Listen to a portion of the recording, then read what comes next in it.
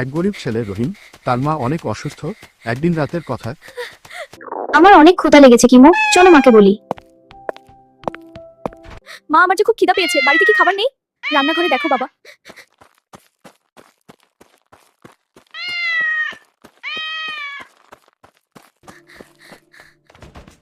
হায় আল্লাহ, কিছুই যে নেই। আমরা এত গরিব কেন? আমি যে ক্ষুধায় মরে যাচ্ছি। সে কাজ করা শুরু করলো। অনেক কাজ করতে হবে। নিশ্চয়ই আল্লাহ আমাকে নিরাশ করবেন না বন্ধুরা। এভাবেই সে অনেক বড়লোক হয়ে গেল। আমি জানি ক্ষুধার জ্বালা কি। নিন, আপনি খেয়ে নিন। সবাইকে সাহায্য করত। তাদের দুঃখ শেষ হয়ে গেল।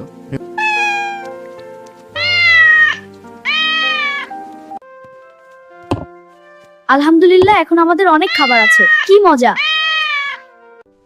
দেখো মা, আমি খাবার এনেছি তোমার জন্য। ধৈর্যের ফল মিষ্টি হয়। হে আল্লাহ, তুমি আমাদের আরো বরকত দাও।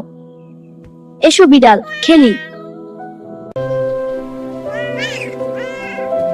এমন আরো ভিডিও দেখতে লাইক আর সাবস্ক্রাইব।